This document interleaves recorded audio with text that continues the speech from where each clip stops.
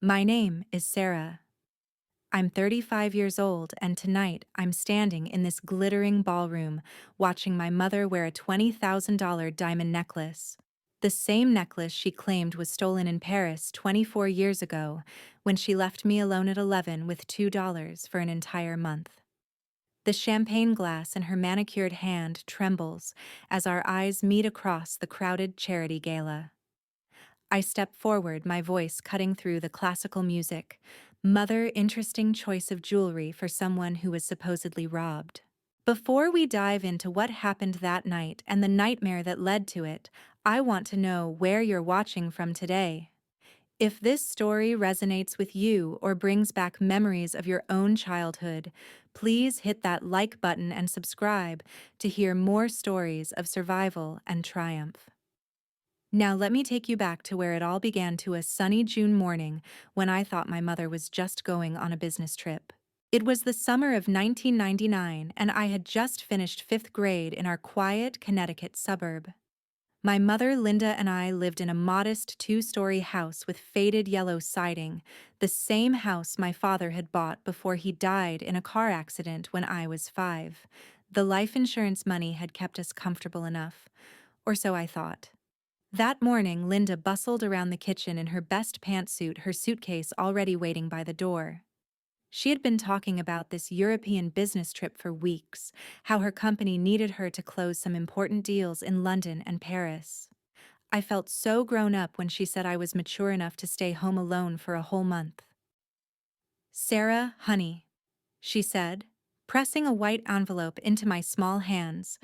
"This is emergency money just in case. Mrs. Chen next door has my hotel information, and she'll check on you every day. There's food in the fridge, and I've paid all the bills ahead of time." Inside the envelope were two wrinkled dollar bills and a note with phone numbers I'd never need to use. The refrigerator held half a jar of mustard, some expired milk that was already starting to smell, and a half loaf of white bread that would become my lifeline for the next week. I remember hugging her goodbye at the door, inhaling her expensive perfume, feeling so proud that she trusted me enough to leave me in charge of the house. The first 2 days felt like an adventure. I made myself toast with the last of the butter-drank water from the tap and pretended I was a pioneer girl living on the frontier. I watched cartoons, played with my dolls, and wrote in my diary about how responsible I was being. By the third day, when I knocked on Mrs. Chen's door and found a note saying they'd gone to visit family in California for 3 weeks, the adventure started to feel more like a nightmare. The bread was running low, and I realized with growing panic that $2 wouldn't buy much at the grocery store. I walked there anyway, my stomach already starting to cramp from hunger, and stood in the aisles calculating what I could afford. A loaf of bread cost $1.49. That would leave me 51 cents for the next 27 days. By day 4, I discovered that the last pieces of bread had developed fuzzy green spots. I tried cutting around them at first, then gave up and ate them anyway, closing my eyes and pretending they were blueberries. The hunger was a constant ache now, a hollow feeling that made it hard to concentrate on anything else. I remembered a book I'd checked out from the library about edible plants and spent hours in the backyard searching for dandelion leaves and clover. They were bitter and made my stomach hurt even more, but at least they were something to chew. That night, I lay in bed listening to my stomach growl, wondering if this was still part of my mother's test to see how responsible I could be. Day 5 brought a new low. The hunger had become unbearable, and I found myself standing under our neighbor's apple tree at 2 in the morning, filling my pockets with the small sour fruits that had fallen to the ground. Mr. Henderson's motion light flickered on, and I froze like a deer, my heart pounding so hard I thought it might burst from my chest. When no one came outside, I crept back home, my pockets bulging with stolen apples that would have to last me days. The guilt was almost worse than the hunger. My father had always taught me that stealing was wrong, but surely he would understand that I had no choice. By the end of the first week, I had become an expert at deception. When I almost fainted during PE class, I told Mrs. Martinez I'd just forgotten to eat breakfast because I was so excited about our field trip next month. When Emma offered to share her lunch, I laughed and said I was trying to lose weight for summer swimming. The lies came easier each day, even as my clothes began to hang loose on my shrinking frame. I spent hours at the library not just for the books about survival and edible plants, but because they had a water fountain and air conditioning. The librarian, Mrs. Foster, started to notice me there every day and asked if everything was all right at home. I smiled brightly and told her my mom was just busy with work in the home office and I didn't want to disturb her. The second week brought a new kind of desperation that transformed me from a hungry child into a survivor, operating on pure instinct. I had discovered that the school cafeteria, even though it was summer session for the kids in summer school, threw away unopened milk cartons and wrapped sandwiches that hadn't been sold. After watching the janitor's routine for 3 days, I learned he took his smoke break at exactly 3:15, leaving the back door propped open for 10 minutes. That's when I would slip, in my heart racing, and salvage what I could from the large plastic bins. The first time I ate a sandwich from the trash, I cried the entire time, but hunger has a way of silencing shame. I created elaborate systems to survive. A hand-drawn map showed which neighbors left pet food outside and when they typically went to work. Mrs. Goldman's cat Whiskers ate at 6 every morning and 6 every evening, and she always filled the bowl to the brim. I never took it all, just a handful of the dry kibble that I would soak in water until it was soft enough to eat. It tasted like cardboard mixed with fish, but it filled the empty space in my stomach for a few hours. The map also marked which houses had vegetable gardens, and the best times to sneak a tomato or a few green beans without being noticed. My most desperate moment came when I tried to catch fish in Millbrook Pond, using a rod I'd made from a stick, some dental floss, and a safety pin bent into a hook. I'd read about it in one of my survival books, how you could use breadcrumbs or worms as bait, but after 4 hours sitting in the hot sun, my head spinning from dehydration and hunger, I'd caught nothing but mosquito bites and strange looks from passing joggers. On the walk home, I passed a lemonade stand run by 2 kids from my school. They were complaining about how slow business was, and I watched them pour out pitcher after pitcher of unsold lemonade.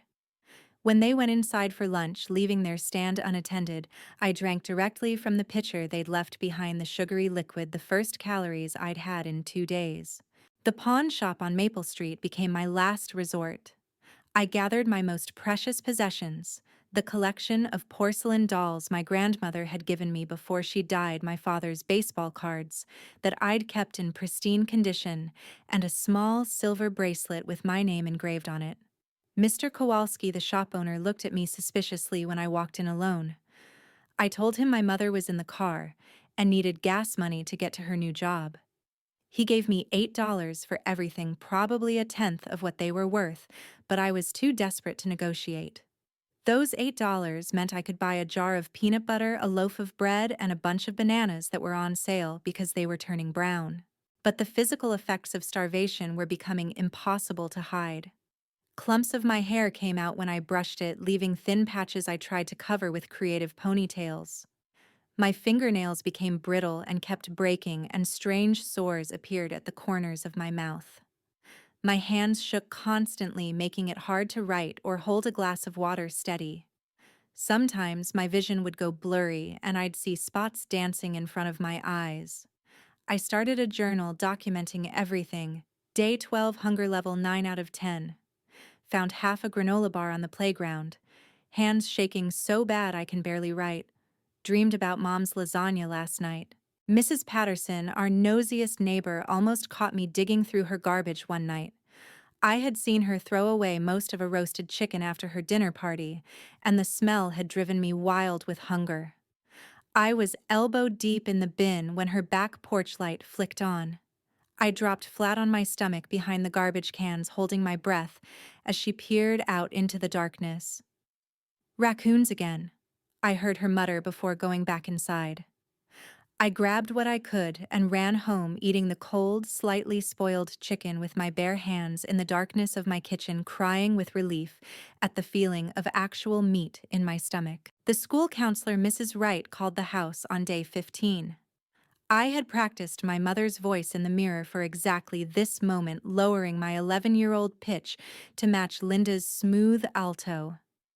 "Hello, Mrs. Wright. This is Linda Morrison," I said, my heart hammering against my ribs.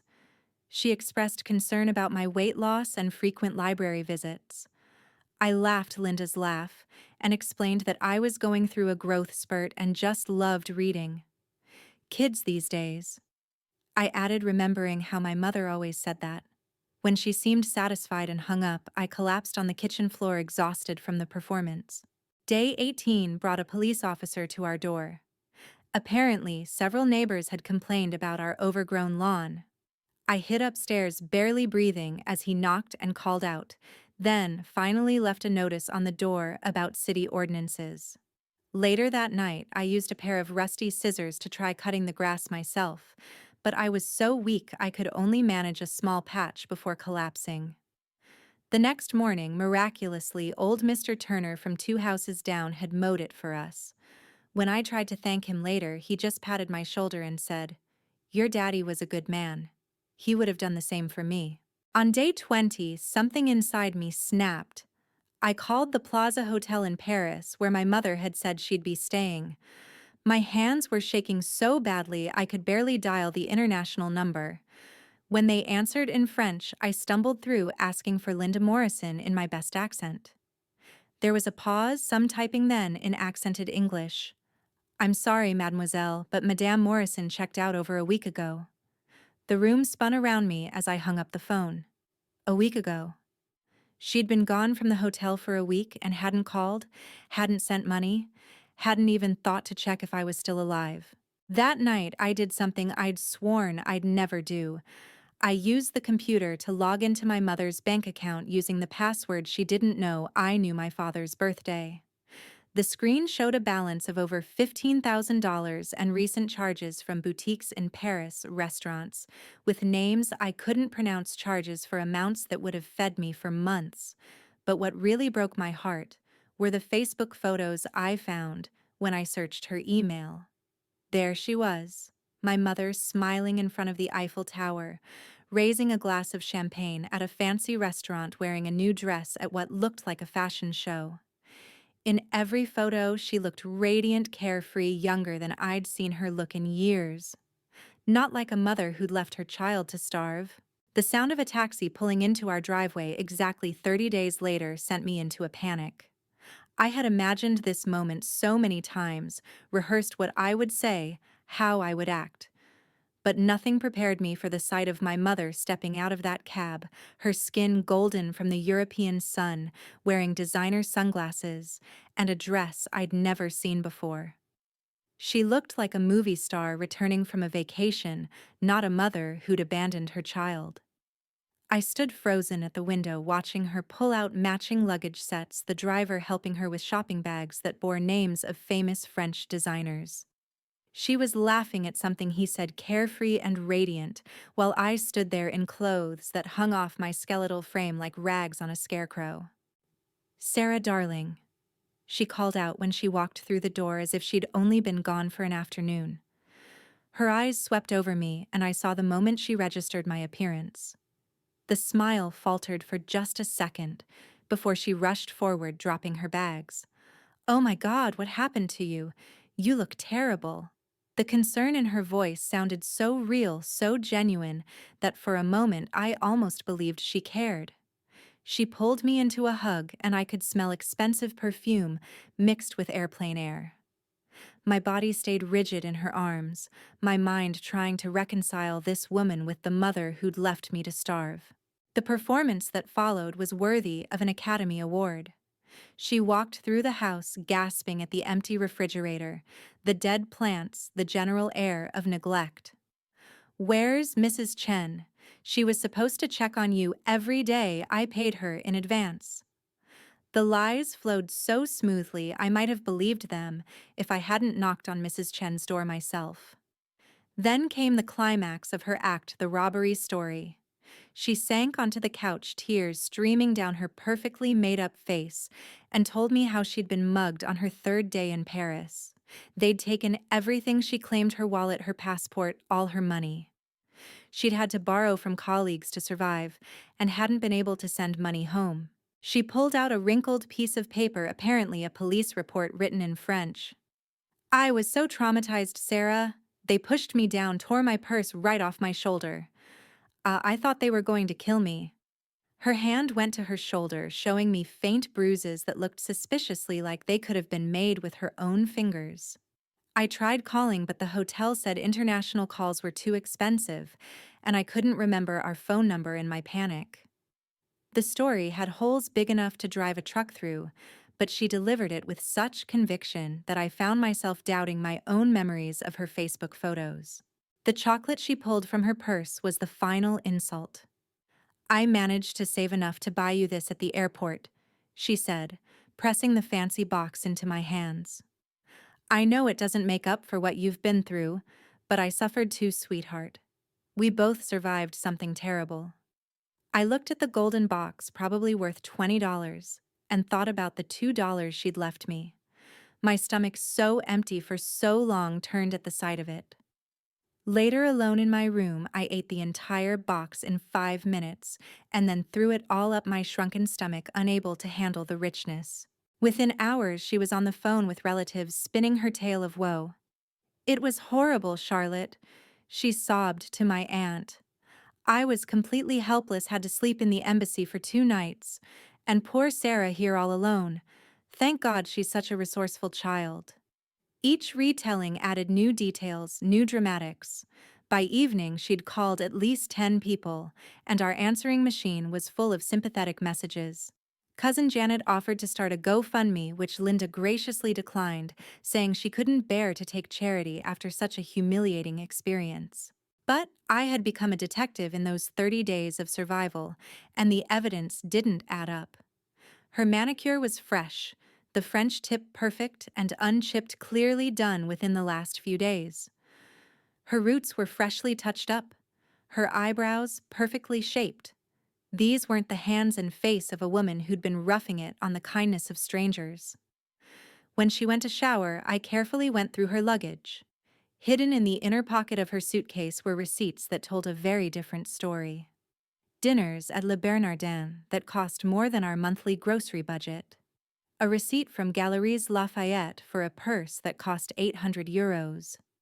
Ticket stubs from the opera, from the Moulin Rouge, from a river cruise on the Seine. The most damning evidence came from her camera, which she'd claimed had been stolen in the robbery. I found it buried under her new clothes, full of photos that made my blood run cold. There she was at the Louvre, at Versailles, at countless cafes and restaurants. But it wasn't just the tourist photos that hurt. It was the photos with him, a silver-haired man in expensive suits, who appeared in frame after frame. Dancing at what looked like a private club, sharing intimate dinners, standing too close on a balcony overlooking the Paris lights.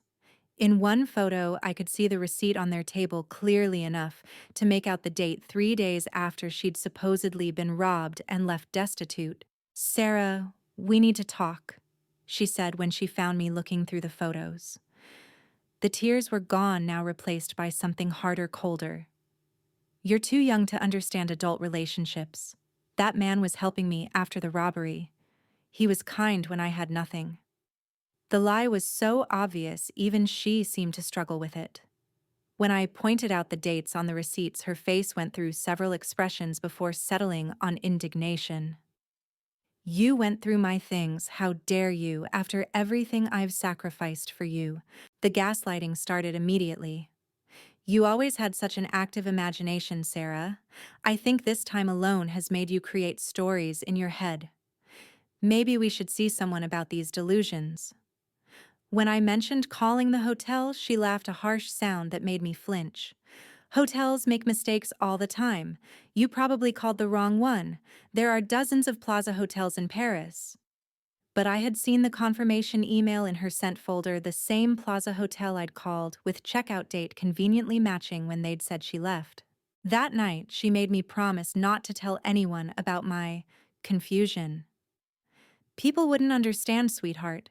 They might think you're troubled, and we wouldn't want that, would we? They might even take you away from me. The threat was clear even to my 11-year-old mind. Who would believe a child over a mother who'd returned with evidence of a police report, bruises, and a community full of sympathetic supporters? She promised to make it up to me, said we'd take a real vacation together soon, just the two of us. This was just a misunderstanding, she said, tucking me into bed like she used to when I was little. We're going to forget all about this and move forward. But I didn't forget. I couldn't forget the taste of pet food, the shame of eating from trash cans, the feeling of my body eating itself from the inside out. I lay in bed that night, my stomach full for the first time in a month, and made myself a promise. I would survive this. I would grow up, get strong, and make sure she could never hurt me again. And someday, somehow, I would make sure the world knew exactly who Linda Morrison really was behind her perfect mother mask. The years that followed my mother's European abandonment became a masterclass in financial and emotional manipulation. By the time I turned 13, I had learned that any money I earned would mysteriously disappear if Linda knew about it. My first real job was babysitting for the Thompson family down the street.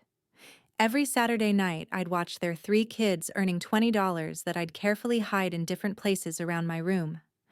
But Linda had developed a sixth sense for finding money.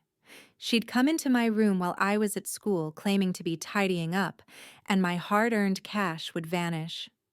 When I confronted her, she'd wave her hand dismissively and say the money went toward household expenses. You live here for free, Sarah. It's time you started contributing. By 14, I'd gotten smarter about hiding money, but Linda had gotten smarter about taking it. For my birthday that year, my Aunt Charlotte had given me $100, a fortune to me. I deposited it in my savings account, the one my father had opened for me when I was born.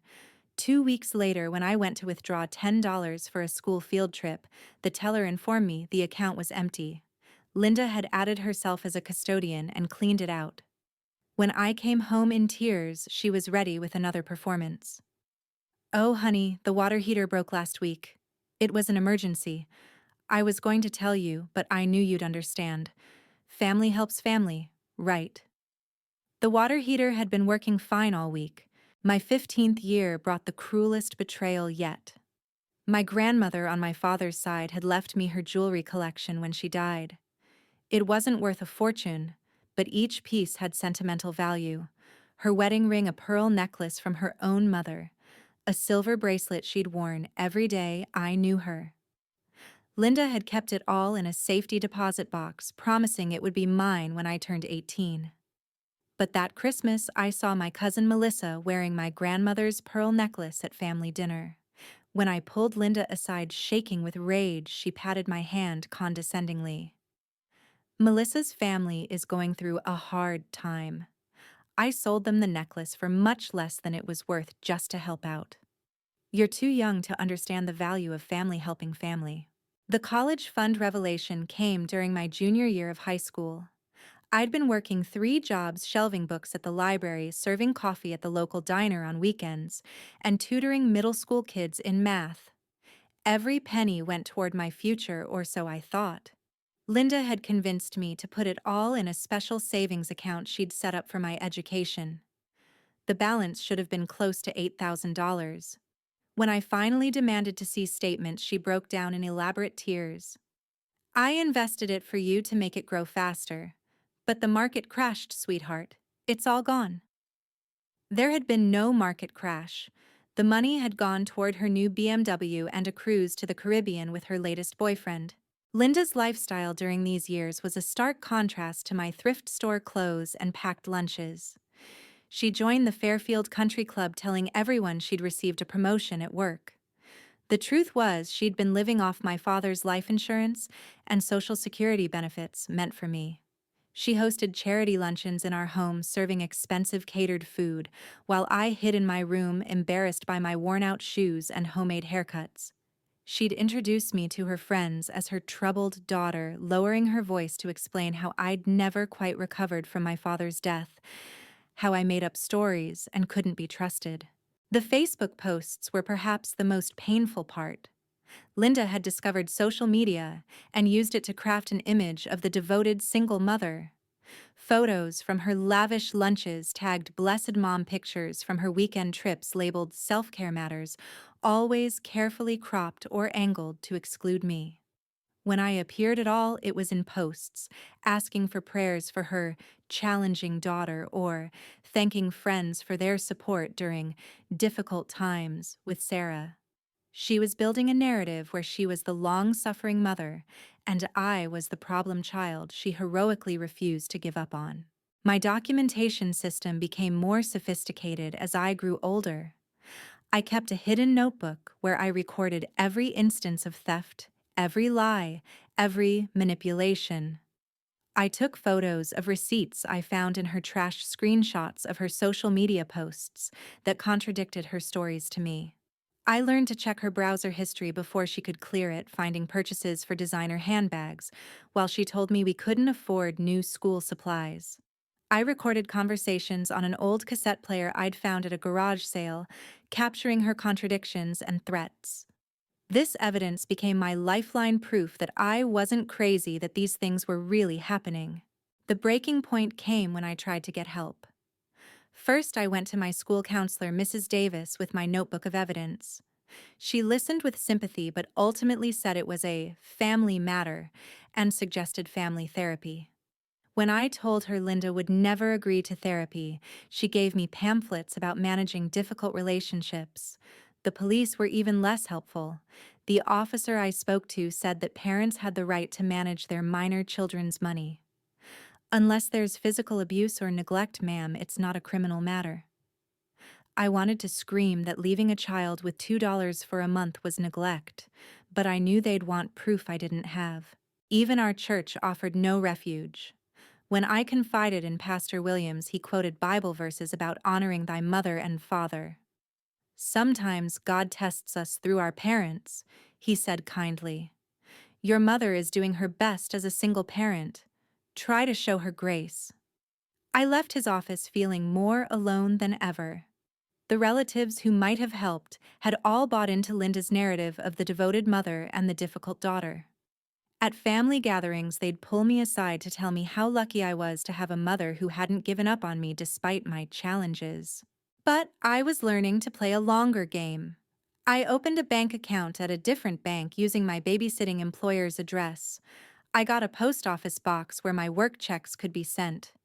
I hid cash in places Linda would never think to look: inside tampon boxes taped under dresser drawers sewn into the lining of my winter coat. Every dollar saved was a step closer to freedom. I studied harder than ever, knowing that academic scholarships were my only chance at college. When Linda bragged to her friends about my straight A's taking credit for my success, I just smiled and kept my eyes on the future. The acceptance letter from Columbia University felt like a winning lottery ticket in my hands. Not only had I been accepted, but I'd received a full academic scholarship, including room and board. I read it 3 times before I believed it was real, then immediately destroyed the envelope and hid the letter in a plastic bag inside an old cereal box in the back of the pantry. Linda had been intercepting my mail for months, and I knew she'd find a way to sabotage this opportunity if she discovered it too soon. For 3 months, I lived a double life, pretending to be rejected from colleges while secretly completing enrollment forms at the public library. The morning I left was carefully orchestrated. Linda had gone to her weekly spa appointment, a 5-hour indulgence she never missed. I had one suitcase packed with everything that truly mattered: my father's watch. I'd managed to hide a few photos of him, my documentation notebook, and clothes I'd been secretly buying from thrift stores and storing at my friend Emma's house. I left a note on the kitchen table, just 5 words: I'm 18, I'm free, goodbye. The taxi to the bus station felt like a chariot carrying me away from a prison I'd been locked in for 7 years. Linda's reaction was predictably theatrical. She called my new cell phone 43 times that first day, leaving increasingly hysterical voicemails. She reported me missing to the police, posting on Facebook about her runaway daughter and the heartbreak of not knowing where I was. When the police contacted me to confirm I was safe and had left voluntarily, she changed tactics. The story became about an ungrateful daughter who had abandoned her loving mother after everything she'd sacrificed. She even started a GoFundMe campaign titled "Help a Heartbroken Mother Heal," claiming she needed therapy to cope with my cruel abandonment. But I was too busy building my new life to care about her dramatics. College was everything I'd dreamed of and more. For the first time, I was surrounded by people who valued intelligence and hard work over manipulation and lies. I threw myself into my studies, majoring in business with a minor in social work. My professors became the mentors I'd never had, encouraging my research into childhood financial abuse and neglect. I worked 3 campus jobs to cover expenses not included in my scholarship, and every dollar I earned was truly mine. The first time I bought groceries without fear of the money being stolen, I cried right there in the cereal aisle. Building my career required the same determination that had kept me alive during those 30 days of hunger. I graduated summa cum laude and landed an entry-level position at Goldman Sachs through their diversity recruitment program. The hours were brutal, often stretching past midnight, but I thrived on the challenge. My colleagues complained about the demanding work, but after surviving on pet food and stolen apples, working in an air-conditioned office with free snacks felt like paradise. Within 2 years, I'd been promoted twice, earning bonuses that would have seemed impossible to my teenage self. The therapy came later, when I finally had good health insurance and the emotional bandwidth to process my trauma. Dr. Martinez specialized in childhood abuse survivors, and our sessions were like archaeological digs through layers of pain. "Your mother's behavior was calculated abuse," she told me during one breakthrough session. "Leaving a child without food or money isn't neglect, it's abandonment." And the gaslighting afterward was psychological torture.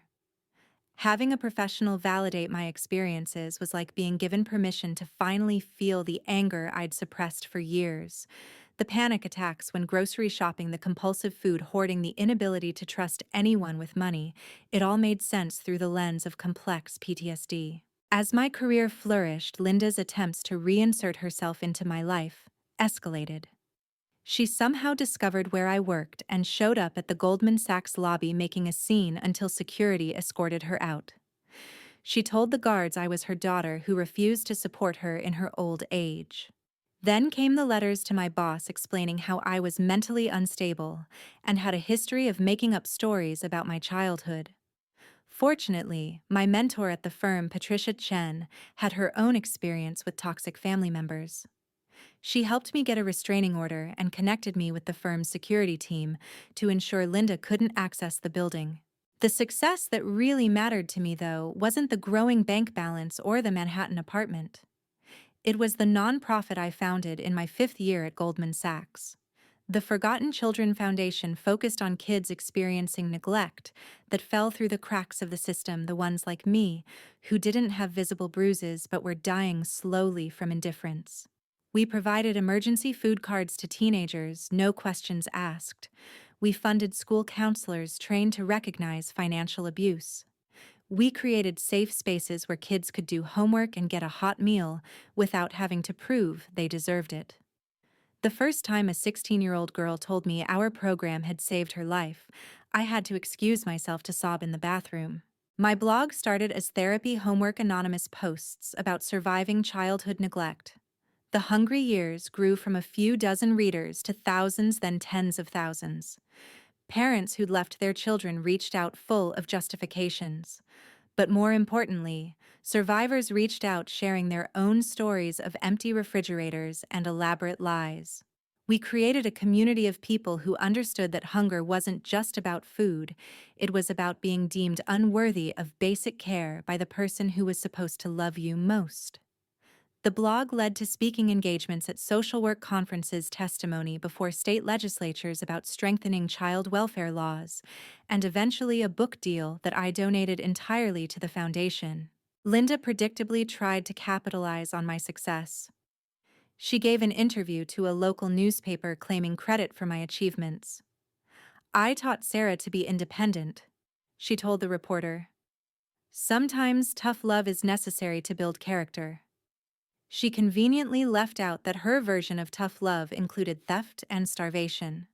When the article was published, I briefly considered responding, but my therapist reminded me that engaging with her narrative would only feed her need for attention.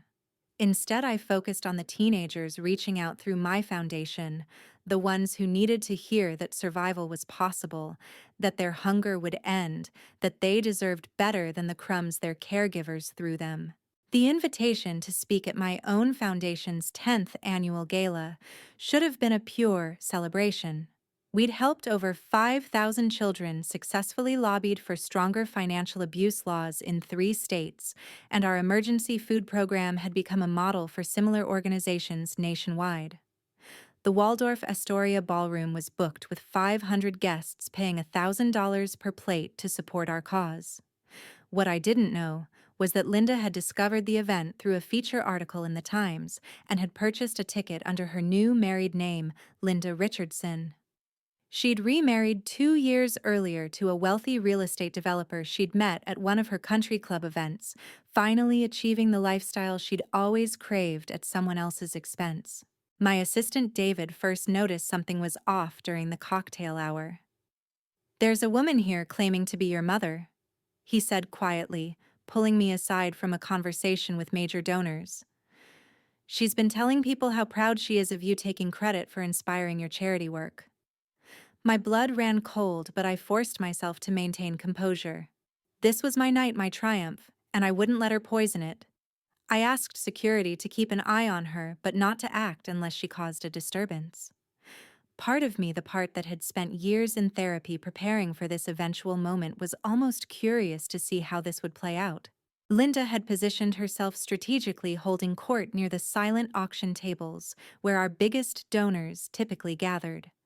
She looked every inch the society matron she'd always wanted to be, designer dress, professional hair, and makeup diamonds glittering at her throat and wrists. To anyone watching, she appeared to be exactly what she claimed, a proud mother supporting her daughter's charitable work. I watched from across the room as she worked the crowd, her hands gesturing dramatically as she no doubt spun tales of my difficult childhood and her sacrifices to raise me alone. Several people glanced my way with new interest, clearly having heard some version of her revisionist history. The pre-dinner revelations came from unexpected sources. Margaret Winters, one of our board members, approached me with concern in her eyes. "Sarah, I just had the strangest conversation with a woman claiming to be your mother. She was telling me how you exaggerated your childhood experiences for sympathy, how she actually gave you $100 and arranged for a babysitter when she went to Europe for business." Before I could respond, 2 other donors joined us with similar stories. Linda had been planting seeds of doubt, suggesting that I'd built my career and foundation on lies, that she was the real victim of a daughter who'd always been prone to dramatics. But the universe has a way of balancing scales. Dr. Patricia Hartley, a child psychologist who served on our advisory board, had overheard Linda's stories and done some quiet investigating. "That woman is wearing a Van Cleef and Arpels necklace from their vintage collection," she whispered to me. "I know, because I appraised one just like it for an estate sale last year.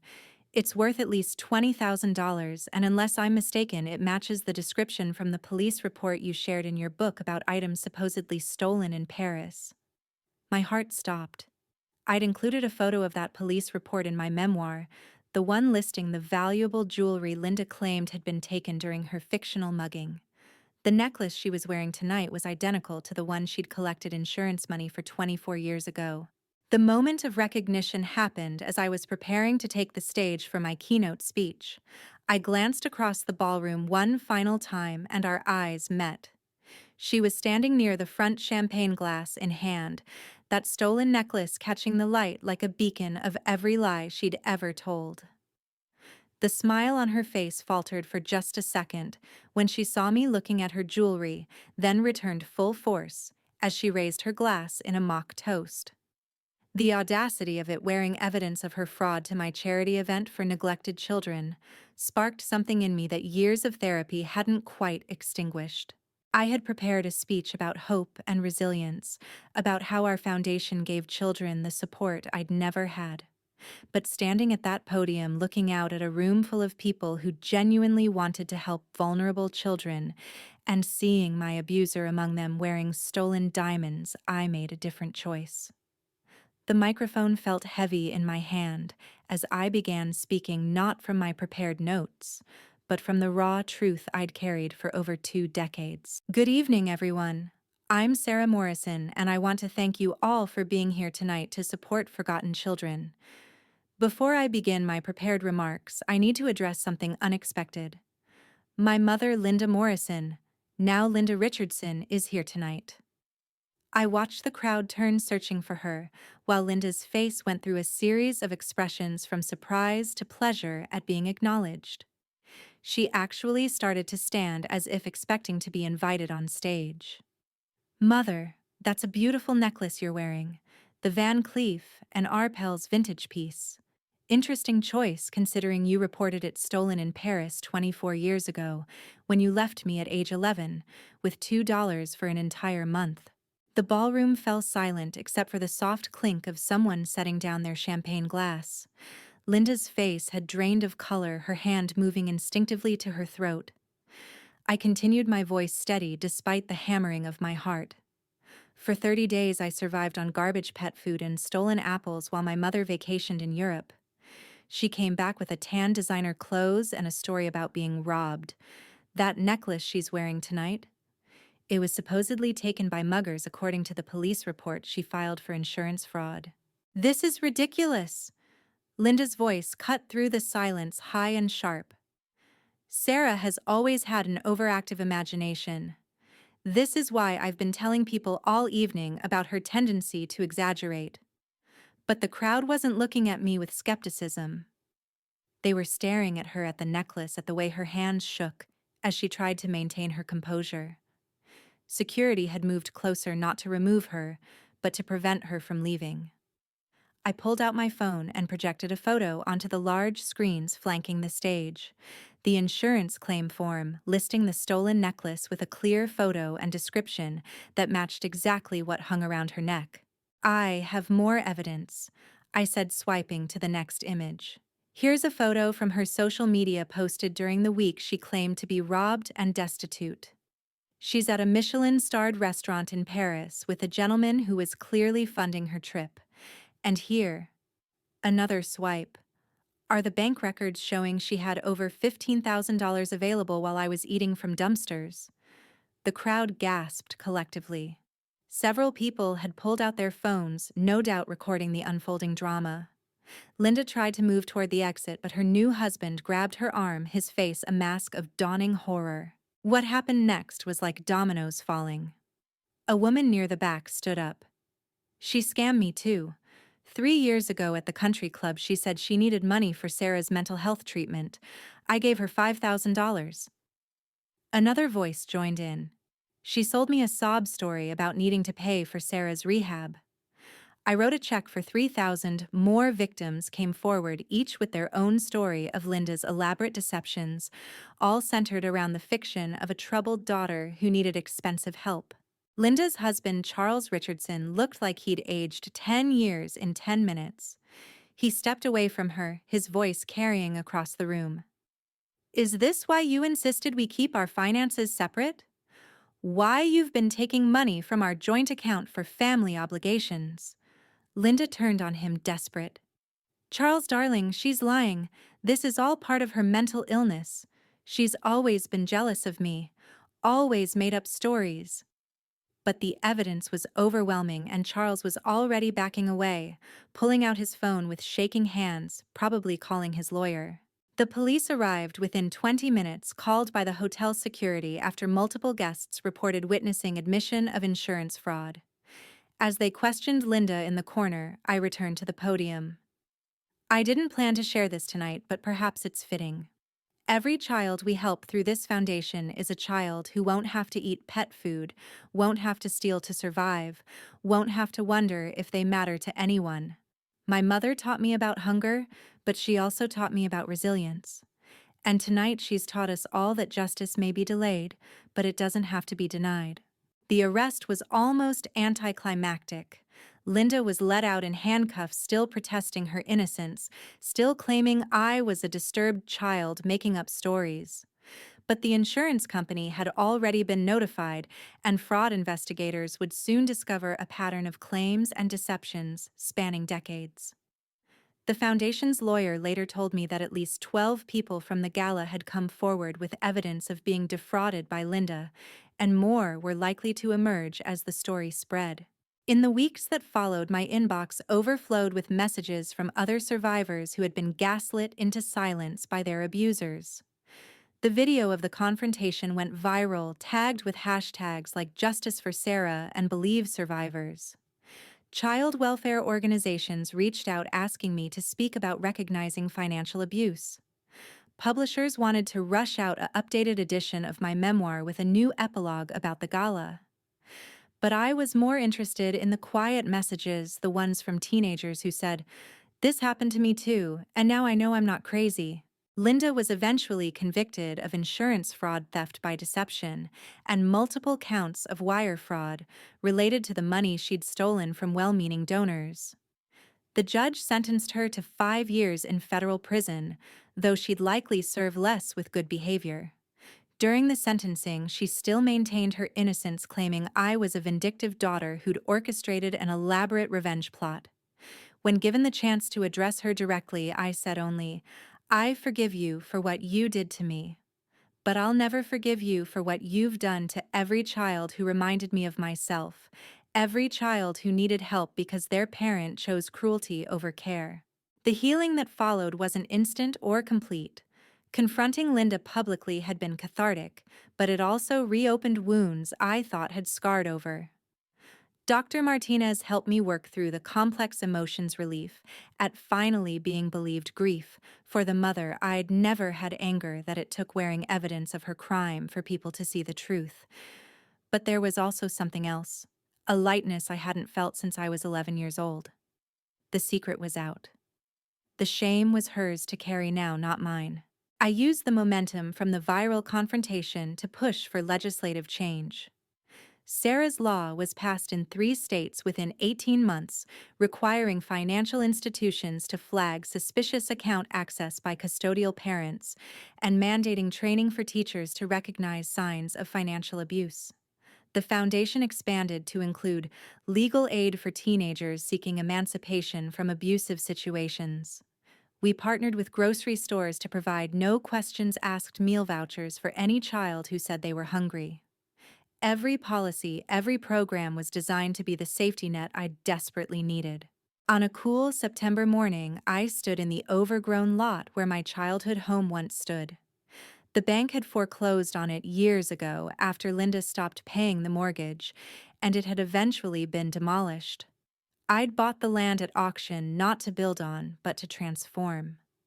Where my kitchen window used to be, where I'd watched my mother's taxi disappear that June morning, I planted an apple tree.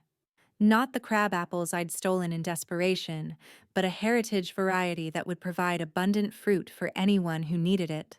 The small ceremony was attended by some of the teenagers from our program, kids, who understood the significance of planting something nourishing where hunger once lived. As we patted soil around the young tree, I spoke to them, but also to my 11-year-old self. You survived. Not just the hunger, but the disbelief, the gaslighting, the years of being called a liar for telling the truth. You survived, and because you did, these kids will never have to count out $2 and wonder how to make it last 30 days. Today, that apple tree is mature, its branches heavy with fruit each fall. There's a bench underneath it with a small plaque. For every child who has ever been hungry, you matter. Sometimes I see people sitting there eating apples, reading the plaque with curious eyes. If they ask about it, I tell them the truth. A little girl was once left here with nothing, and she grew up to make sure no child would feel that alone again. The tree stands as proof that from the deepest hunger can grow the most abundant harvest, and that sometimes the best revenge isn't revenge at all. It's simply refusing to let cruelty win. As I wrap up this story, I want to ask you all something. Have you or someone you know ever experienced neglect that others couldn't see? How did you find the strength to keep going?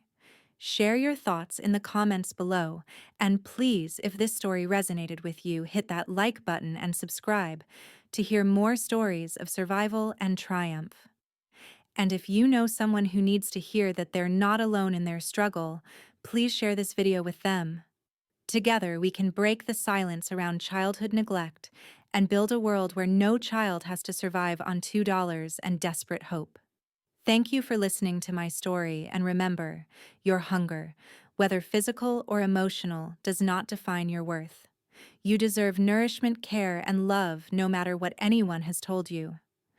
Until next time, take care of yourselves and each other.